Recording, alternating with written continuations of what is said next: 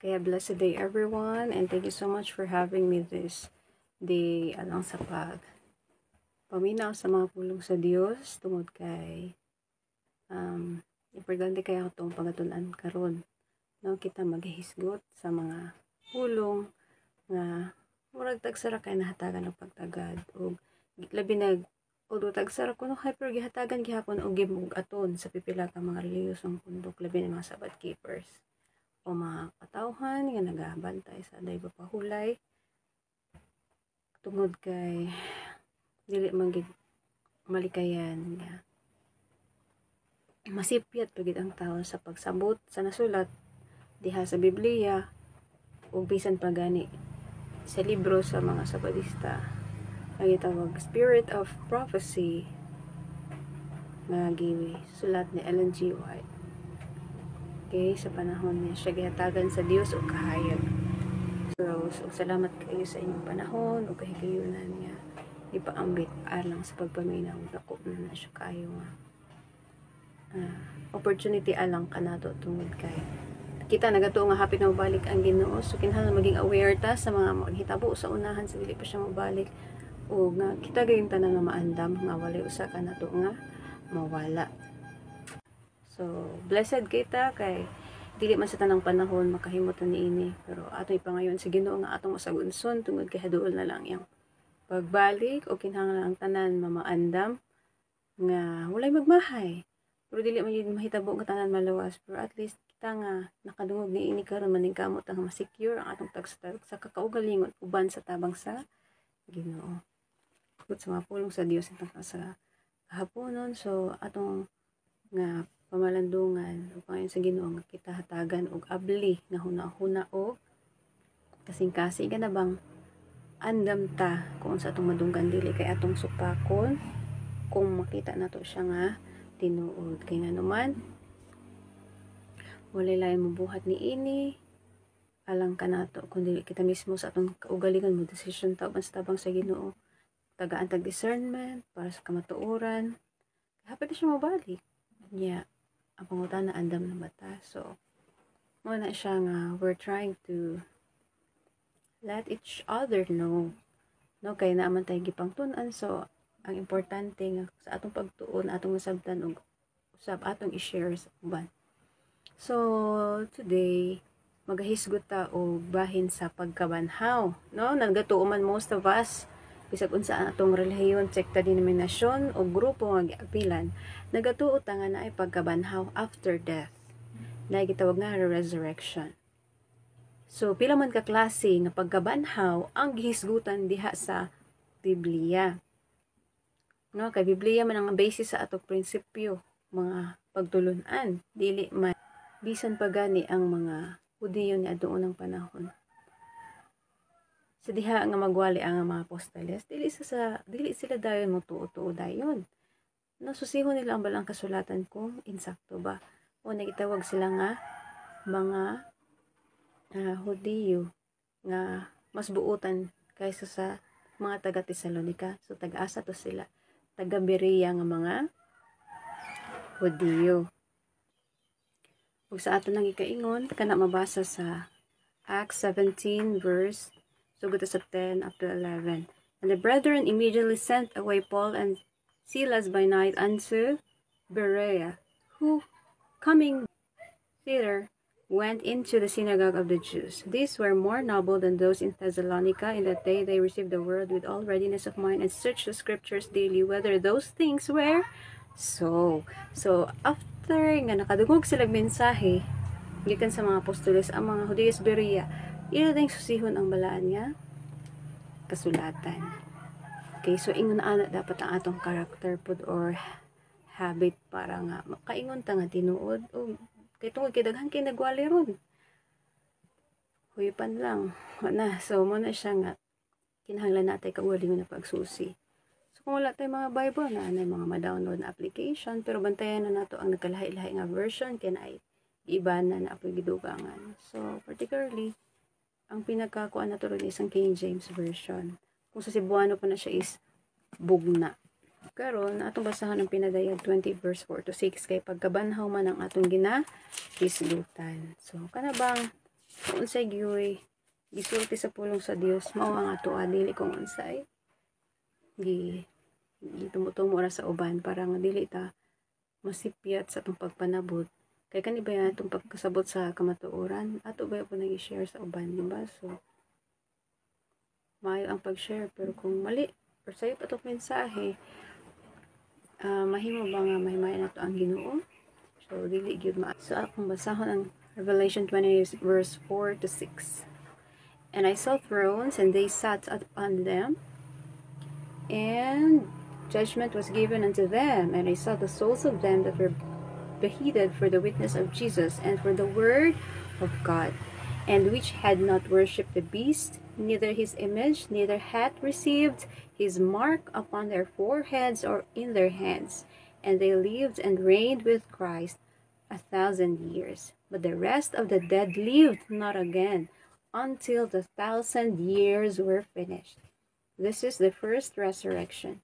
Blessed and holy is he that hath part in the first resurrection. On such the second death hath no power, but they shall be priests of God and of Christ, and shall reign with him 1,000 years. After pa di ay sa 1,000 years, mahimong mahitabo ang gitawag nga second resurrection.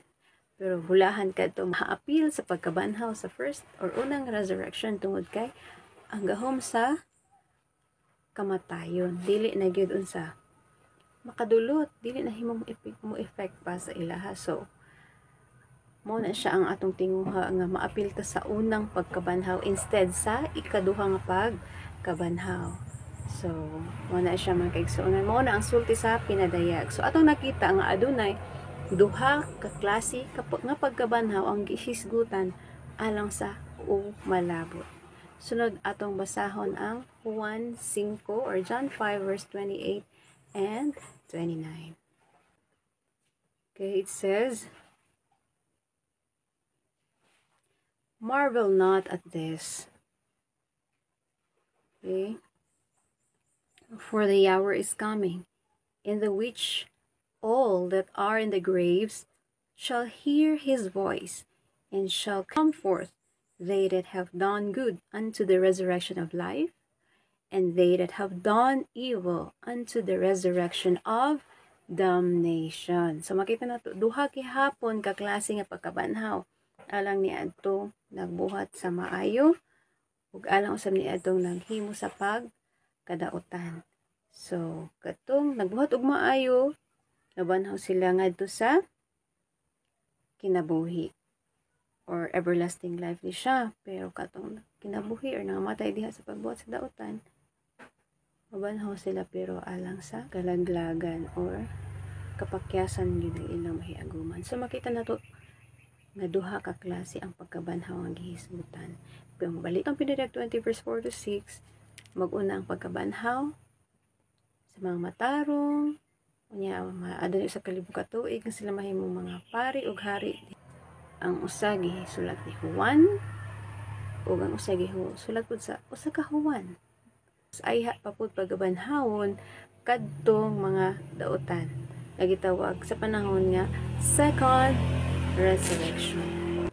So atong makita nga wala nagasumpaki ang duha ka libro revelador katong palagpot dito sa isla sa Patmos, dito siya gi-exile, no?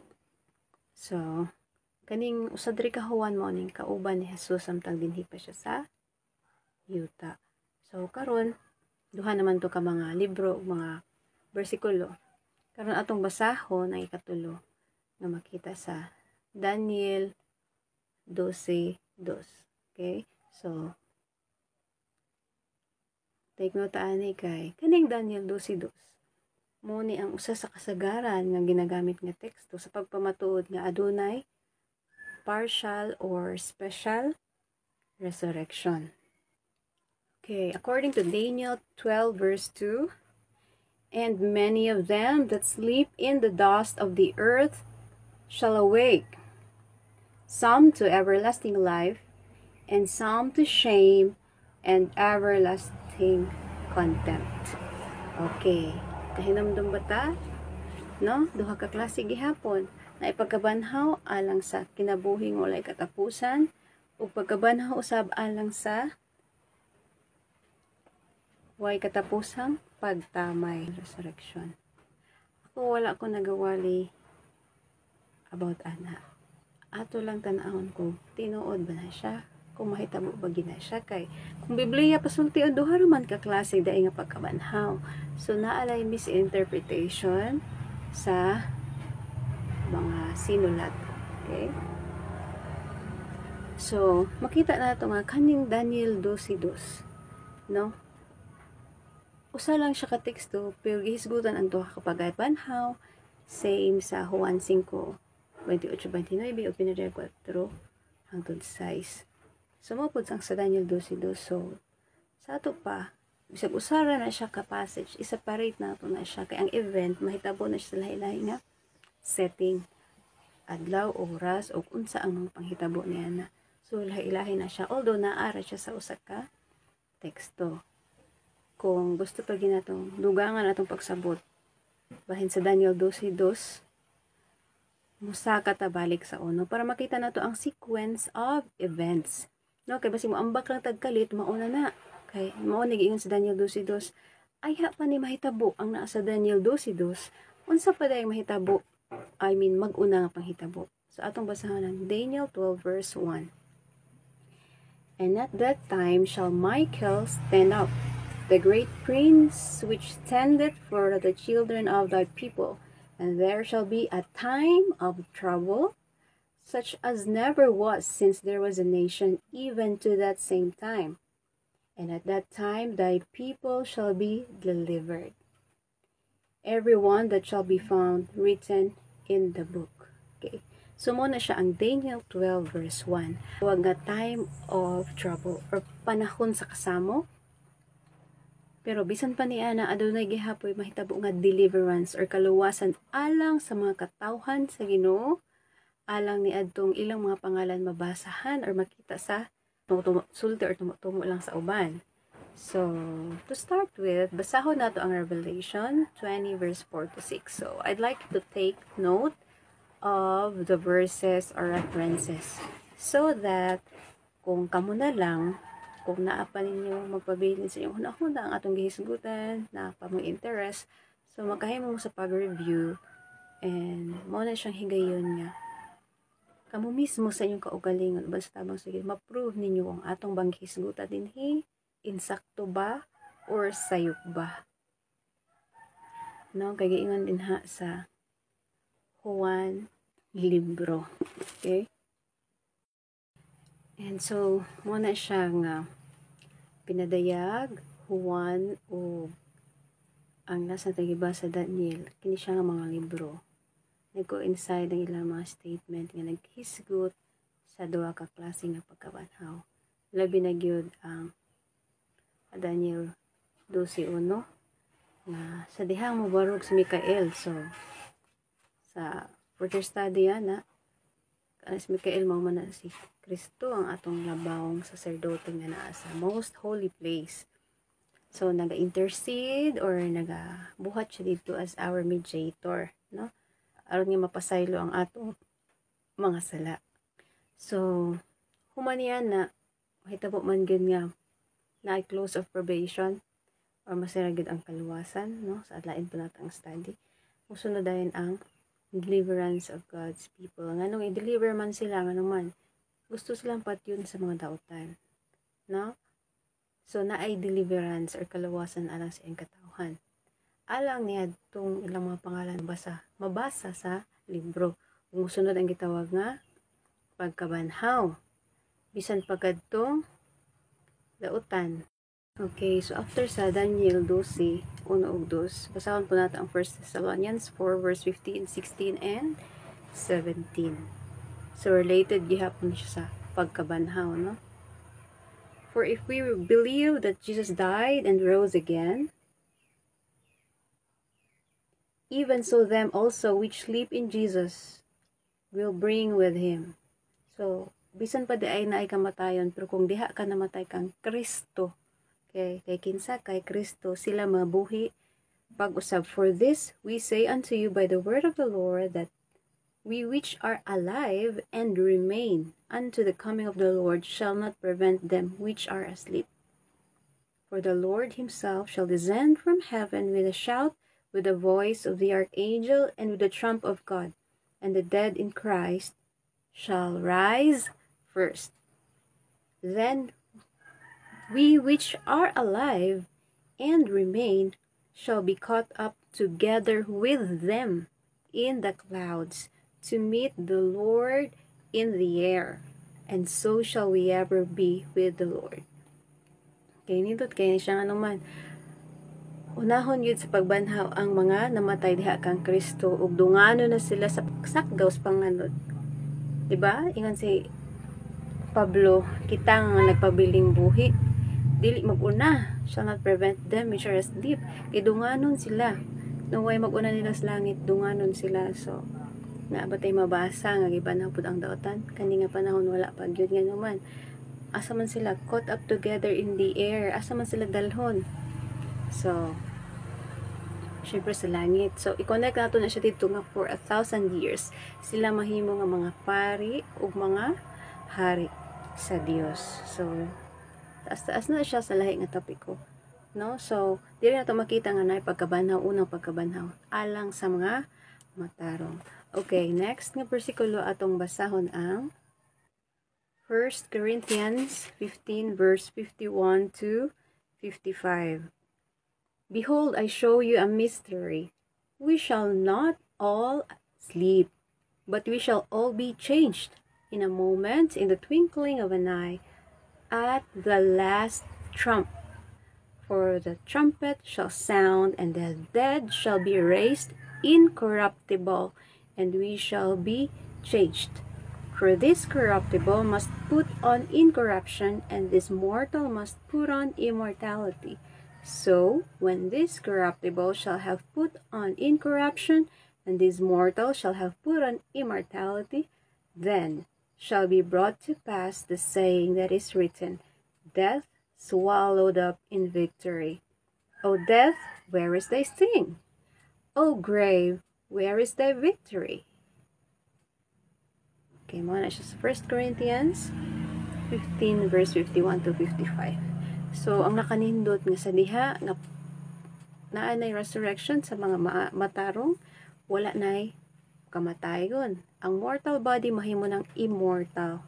So, they will come forth from the grave unto immortality, ug kaning mga nagpabiling buhi or living saint which are not asleep, kay dili man tanan mamatay. So, ang ilang corruptible na body nahimo na sa form nga incorruptible. Okay? Dili siya, sa mo nang gigamit na term para sa mga buhi, incorruptible. Dili na madunuton. Ug para sa mga banhaw, kay gikan man sa kamatayon, immortality meaning wala po'y kamatayon. To sum it all, parehas na sila nga dili madunot, kay dili man mamatay. So, let us all remember ang gisgutan sa 1 Thessalonians 4 verse 15 to 17, 1 Corinthians 15 verse 51 to 55, i-mention ang pagkabanhaw sa mga tarong at the sound of the last trump or at the last trump. Okay? So, katapusang tingog sa trumpeta.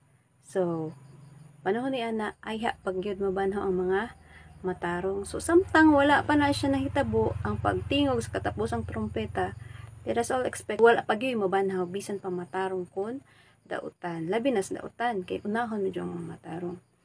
So, ang pangutan na kinsa may mabanhaw? Kinsa may gihatagan og katungod sa pagbanhaw? Gibahin-bahin ba ang pagkabanhaw sa mga matarong? Naabay matarong nga maunag pagkabanhaw? Kung naapo ba'y matarong nga maulahi? Siyempre wala. Kay duha lang kahigayon, duha lang kahugna sa pagkabanhaw ang atong gibasa ug mao na atong paaboton sa unahan. So, I would like to share, kay basig malipat ta, kay kasagarang gigamit ang Juan gihapon. Juan 5. Ang atong gigamit ganina 28 to 29. Pero para mas matinaawan ta kay kabalo ko ihimuon ni siyang teksto sa uban. nga magpamatuod nga aduna daw partial or special resurrection. Meaning na apay mabanhaw nga matarong nga maguna sa gitawag nga resurrection of the just panahon nga tunggo na ang katapusang trumpa. Okay, so akong basahan sa inyo ha para mas masabtan nato. John 5 verse 21 ta magsugod. For as the Father raiseth up the dead and quickeneth them, even so the Son quickeneth whom he will. So, morning first na teksto no, morning usually kasagaran din sila manukad na amahan gyud nagi panahon nga ay ang amahan sa langit na ibanhawon. So makita tong si Jesus man gyud mo banhaw. Mabasan to sanahan pero na pagigi tudlo sa uban niya na ipagkabanhaw nga mag-una tungod kay ang tingog or voice of God or tingog samahan. So mo nilang gigamit for as the Father raiseth up the dead and quickeneth them, even so the Son quickeneth whom he will. So pwede nabat na mo conclude nga naaday banhawon ang amahan sa lahi pud nga panahon aside sa first resurrection nga. Mahitabo na siya pinaagi sa last trump, panahon sa pagbalik sa anak. Pasahurang 22, for the Father judgeth no man, but hath committed all judgment unto the Son, that all men should honor the Son, even as they honor the Father. He that honoreth not the Son honoreth not the Father, which has sent him. Verily, verily, I say unto you, he that heareth my word, and believeth on him that sent me, hath everlasting life, and shall not come into condemnation, but is passed from death unto life. Verily, verily, I say unto you, the hour is coming, and now is. I will repeat, verily, verily, I say unto you, the hour is coming, and now is, when the dead shall hear the voice of the Son of God, and they that hear shall live. For as the Father hath life in himself, so hath he given to the Son to have life in himself, and hath given him authority to execute judgment also, because he is the Son of Man. Okay, so di ana nga bahin makita nato nga kung kamao mo banhaw ang amahan, mausab ang anak, pero kinsa iyang gihatagan sa otoridad tungod sa kung kinsang tingog mo banhaw ang mga patay. The dead shall hear the voice of the Son of God. Verily, verily, I say unto you, the hour is coming, and now is. Kana sa panigisulat ni Juan sa ilang pang panahon. Di siya karon. So, mga kaigsuunan, yan ang tungura, inaanang higayon na gideklara nga ang anak sa Dios nga mao si Jesus Christ ug ang iyahang tingog maoy mo banhaw sa mga patay. Diba? So, mo na siya alang ni adtong namatay diha kang Kristo matud pa sa previous verses nga atong gibasa. So, mo na siya nga ang aron dili ta masayop sa atong pagsabot sa meaning or interpretation. Basahon nato kung mahimo ang whole chapter, dili lang kay pipila lang ka verses, no? Kay kung basahon nato na siya hangtod sa katapusan dinha nato makita ang mga conclusive statements nga hatagan og clear o insakto nga pagpanabot ang nagabasa. So dili nato pili-pilion aron lang nga murag mahaom lang sa atong hunahuna. So naabatay nabasa nga pagbanhaw sa amahan. Okay, atong basahon sa one og basa ang Matthew 28 verse 18. And Jesus came and spake unto them, saying, all power is given unto me in heaven and in earth. Ang tanan man dayon kagahom or pagbulutan, patag man di ay kang Kristo.